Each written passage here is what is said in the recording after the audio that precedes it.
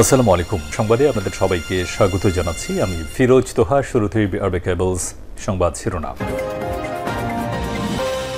বাংলাদেশের সর্বশেষ গুরুত্বপূর্ণ আপডেট সংবাদে আপনাকে স্বাগত। শুরুতেই সংবাদ শিরোনাম, পরে বিস্তারিত।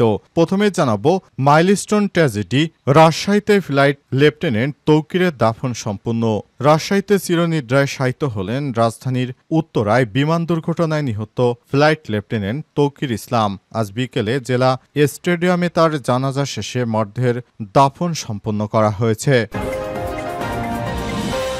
এরপর জানাবো বিমান বিধ্বস্ত বিশেষ ডাক্তার, নার্স ও সরঞ্জাম পাঠাচ্ছে ভারত। রাজধানীর ডিয়াবাড়িতে মাইলস্টোনে স্কুল অ্যান্ড কলেজে যুদ্ধবিমান বিধ্বস্ত হওয়ার ঘটনায় আহতদের সাহায্য করার জন্য ভারত থেকে বিশেষজ্ঞ ডক্টর, নার্স ও দগ্ধ রোগীদের চিকিৎসার জন্য বিশেষায়িত কিছু সরঞ্জাম পাঠানো হচ্ছে। দুই দেশের পররাষ্ট্র মন্ত্রণালয়ের মধ্যে আলোচনার ভিত্তিতে এই পদক্ষেপ চূড়ান্ত হয়েছে বলে বিবিসি বাংলা জানতে পেরেছে।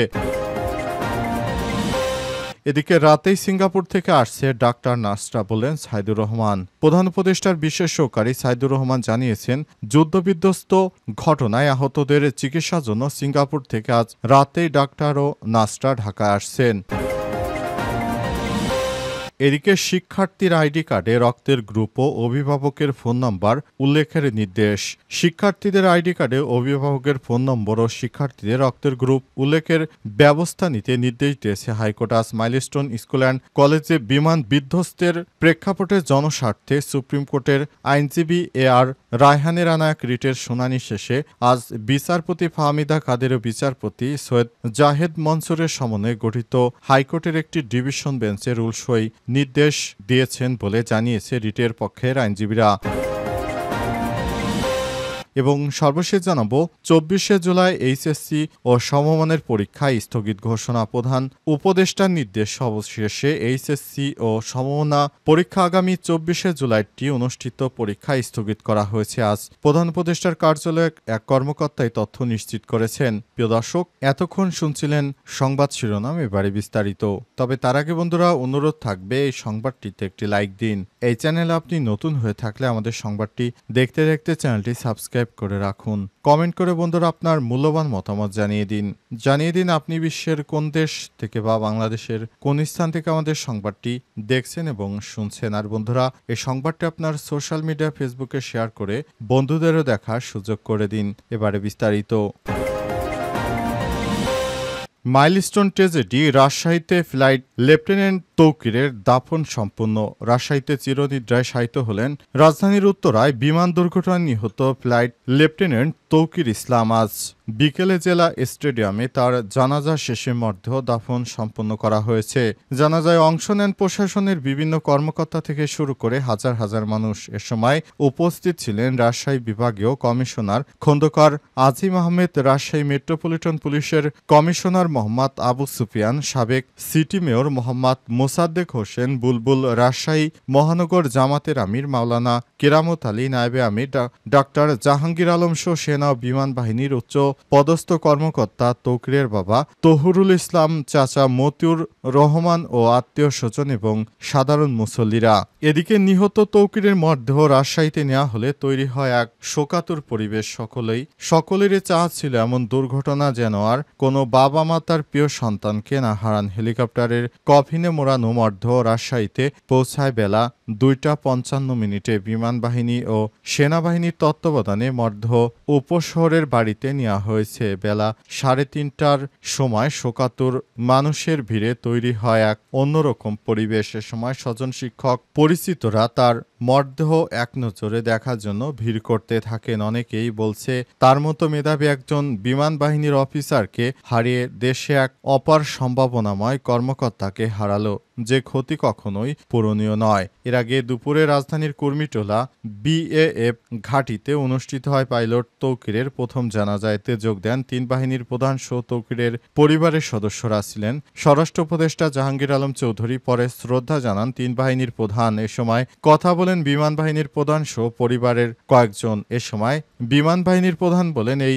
ঘটনায় তদন্ত কমিটি গঠন করা হয়েছে।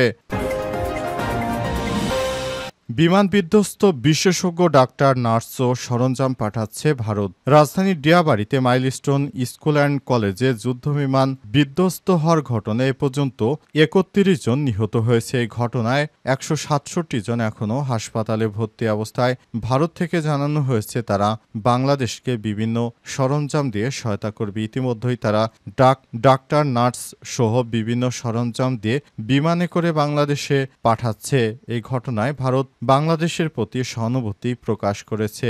বাংলাদেশের সাধারণ জনগণের পাশে রয়েছে ভারত, এমন একটি বার্তা দিয়েছে ভারতের পররাষ্ট্র মন্ত্রণালয়। ভারতের পররাষ্ট্র মন্ত্রণালয় সচিব বিক্রম মিস্ত্রি ইতিমধ্যেই বিষয়টি নিশ্চিত করেছেন। তিনি বলেছেন, আমাদের পাশের রাষ্ট্র বাংলাদেশ, সেখানে আমাদের অনেক মানুষই এখন হতাহত হয়ে হাসপাতালে ভর্তি অবস্থায়। আমরা বাংলাদেশের সাধারণ মানুষকে সহায়তা করতে চাই। এ কারণে বাংলাদেশকে সহায়তা করার জন্য নার্স, ডাক্তার, ওষুধ, সরঞ্জাম সহ বিভিন্ন সরঞ্জাম দিয়ে ইতিমধ্যেই বিমান পাঠানোর সিদ্ধান্তের কথা জানিয়েছে ভারত। তারা রাতের মধ্যেই বাংলাদেশে আসবে। অবস্থায় সারা দেশ জুড়ে পুরো চাঞ্চল্যকর পরিস্থিতি তৈরি হয়েছে। ভারত থেকে যারা আসবে, যারা আহত অবস্থায় হাসপাতালে ভর্তি রয়েছে, তাদেরকে মূলত চিকিৎসা সেবা দেওয়ার জন্য এই কার্যক্রম হাতে নিয়েছে ভারতের সরকার। ভারতের পক্ষ থেকে বলা হয়েছে, আমরা বাংলাদেশে যারা আহত হয়েছে তাদের সর্বাত্মক চিকিৎসা সেবা দেওয়া এবং যেভাবে তাদেরকে সহায়তা করা যায় এগুলো করার জন্য তারা সর্বাত্মক চেষ্টা অব্যাহত রেখেছে। রাতেই সিঙ্গাপুর থেকে আসছেন ডাক্তার, নার্সরা, বললেন সাইদুর রহমান। প্রধান উপদেষ্টার বিশেষ সহকারী সাইদুর রহমান জানিয়েছেন, যুদ্ধবিমান বিধ্বস্তের ঘটনায় আহতদের চিকিৎসার জন্য সিঙ্গাপুর থেকে আজ রাতেই ডাক্তার ও নার্সরা ঢাকায় আসছেন। তারা ঢাকায় এসে আহতদের চিকিৎসা দেবেন। ধারণা করা হচ্ছে, যারা ডাক্তার এবং নার্স রয়েছে তারা বাংলাদেশের মানুষদের খুব ভালো মানের একটি চিকিৎসা দেওয়ার জন্য সিঙ্গাপুর থেকে আসছে। অন্তর্বর্তীকালীন সরকারের প্রতি সমর্থন জানিয়ে বিশ্বের বিভিন্ন দেশ থেকে ইতিমধ্যে বাংলাদেশে দলে দলে ডাক্তার ও নার্সরা আসতে শুরু করেছে। তাদের উদ্দেশ্য একটাই, সেটি হচ্ছে অধ্যাপক ডক্টর ইউনূসের দেশকে চিকিৎসা সহায়তা দেয়া এবং বিমান দুর্ঘটনায় যারা আহত হয়েছে তারা যেন একটি ভালো মানের চিকিৎসা পায় সে ব্যাপারে সর্বোত্তম কাজ করা। অন্তর্বর্তীকালীন সরকারের প্রধান উপদেষ্টার ডাকে সাড়া দিয়ে ভারত, সিঙ্গাপুর সহ বিভিন্ন রাষ্ট্র থেকে পর্যায়ক্রমে সহায়তা আসতে শুরু করেছে। এছাড়াও আরও বিভিন্ন রাষ্ট্র থেকে সহায়তা দেবে এই প্রতিশ্রুতি দেওয়া হয়েছে এবং বিভিন্ন দেশ থেকে মানুষ দলে দলে আসতে শুরু করেছে। তারা যারা বিমান দুর্ঘটনায় আহত হয়েছে তাদেরকে চিকিৎসা দিতে এই কর্মসূচি হাতে নিয়েছে এবং তারা এইভাবে বাংলাদেশে আসছে।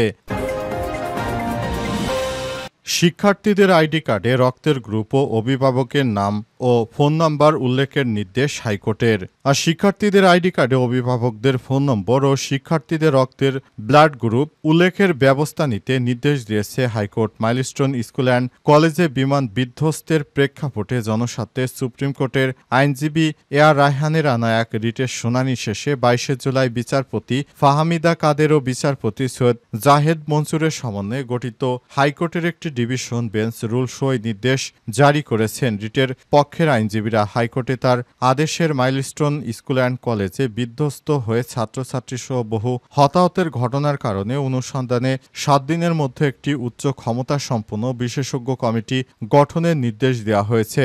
আদালতে রিটের পক্ষে শুনানিতে ছিলেন সিনিয়র আইনজীবী জয়নুল আবেদিন, ব্যারিস্টার কায়সার কামাল, অ্যাডভোকেট গাজী কামরুল ইসলাম সজল ও অ্যাডভোকেট সিদ্দিকুল্লাহ মিয়া। রাষ্ট্রপক্ষের ছিলেন deputy attorney general Shafiqur Rahman, deputy attorney general Tanim Khan, সহকারী অ্যাটর্নি জেনারেল ইকরামুল কবির ও মোহাম্মদ ইসা। এ অবস্থায় হাইকোর্ট থেকে একটি রিট জারি করা হয়েছে। এখন থেকে কোনো স্কুল, কলেজ, ইউনিভার্সিটিতে শিক্ষার্থীদের গার্ডিয়ানের নাম্বার ও এছাড়াও সেখানে তাদের রক্তের ব্লাড গ্রুপ ইত্যাদি জানাতে হবে।